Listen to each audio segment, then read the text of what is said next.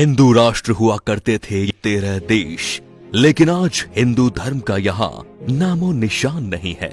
इसीलिए लोगों को जागरूक करने के लिए इस वीडियो को पूरा देखें और शेयर जरूर करें।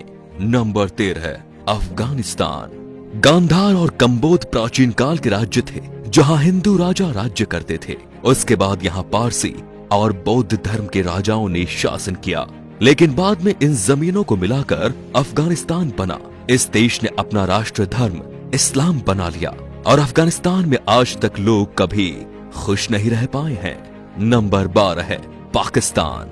साल 1947 में पहले भारत का ही हिस्सा था और सिंध के नाम से जाना जाता था, लेकिन बाद में ये अलग देश बना जिसमें पंजाब, मुल्तान, पेशावर, बलूचिस्तान आदि भाग मिले। पाकिस्तान ने अपने देश का धर्म इस्लाम रखा। आज भारत का सबसे बड़ा दुश्मन यही है और आतंक की फैक्ट्री चलाता है। नंबर 11 है बांग्लादेश। साल 1947 में भारत के विभाजन के बाद बंगाल से कटकर पूर्वी पाकिस्तान बना। 1949 में आवामी लीग की स्थापना हुई। इसका उद्देश्य पूर्वी पाकिस्तान को संयुक्ता दिलाना था। 1971 शेख मुजीब और अवामी लीग ने 26 मार्च को स्वतंत्रता की घोषणा कर दी और नए देश का नाम रखा बांग्लादेश। नंबर 10, नेपाल। आज नेपाल एक स्वतंत्र राष्ट्र है। कुछ साल पहले यहाँ हिंदू राष्ट्र हुआ करता था, लेकिन ये भी एक सेक्युलर राष्ट्र घोषित हो गया। प्राचीन भारतवर्ष में नेपाल भारत का ही अखंड भाग था, जिसे देवघर कहा जाता था।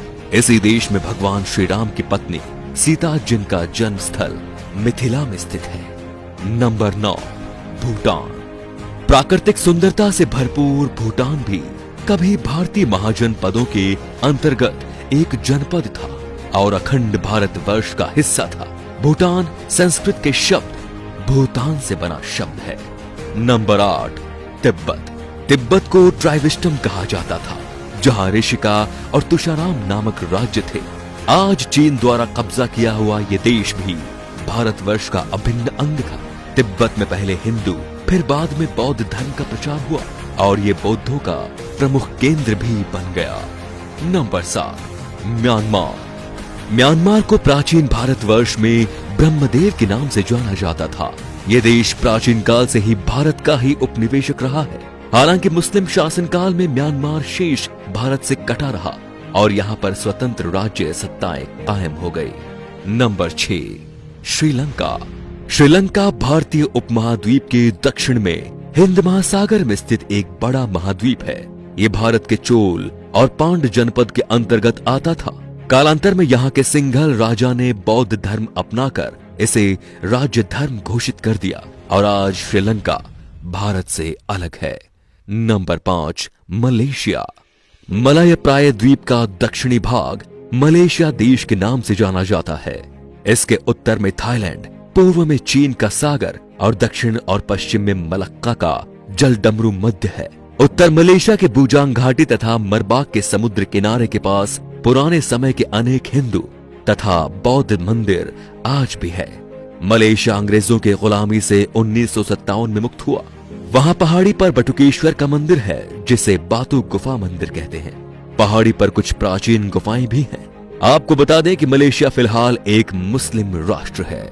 Number 4, Singapore. प्राचीन काल में भारत के इस हिस्से का नाम सिंहपुर था, जो आज सिंगापुर हो गया है। बाद में 9 अगस्त 1965 को अंग्रेजों ने सिंगापुर को स्वतंत्र और एक गणतंत्र देश बना दिया। Number 3, Thailand. हमें भले ही घूमने के लिए कहीं जाना हो तो थाईलैंड का नाम दिमाग में आता है, लेकिन ये बहुत ही कम लोग जानते हैं कि थाईलैंड का प्राचीन भारतीय नाम श्याम देश है।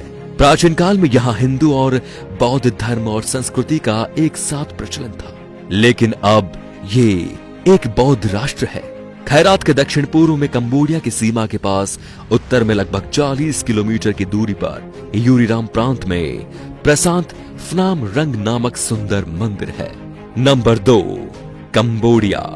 पौराणिक काल का कंबोज देश, कल का कंपूचिया और आज का कंबोडिया पहले हिंदू रहा और फिर बौद्ध हो गया। विश्व का सबसे बड़ा हिंदू मंदिर परिसर तथा विश्व का सबसे बड़ा धार्मिक स्मारक कंबोडिया में स्थित है। यह कंबोडिया के अंकोर में है, जिसका पुराना नाम यशोधरपुर है। Number 1, Vietnam.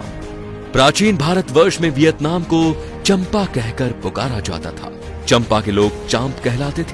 वर्तमान समय में चांप लोग वियतनाम और कंबोडिया के सबसे बड़े अल्पसंख्यक हैं। आज के ये अपने आप में एक स्वतंत्र राष्ट्र है। भारतीय इतिहास के अनुसार भारत के सम्राट विक्रमादित्य संपूर्ण अरब को जीतकर अपने साम्राज्य में मिलाया था। भारत में आज जिस तरह लोग जात पात में बट रहे हैं, उससे हमारे देश को खतरा है।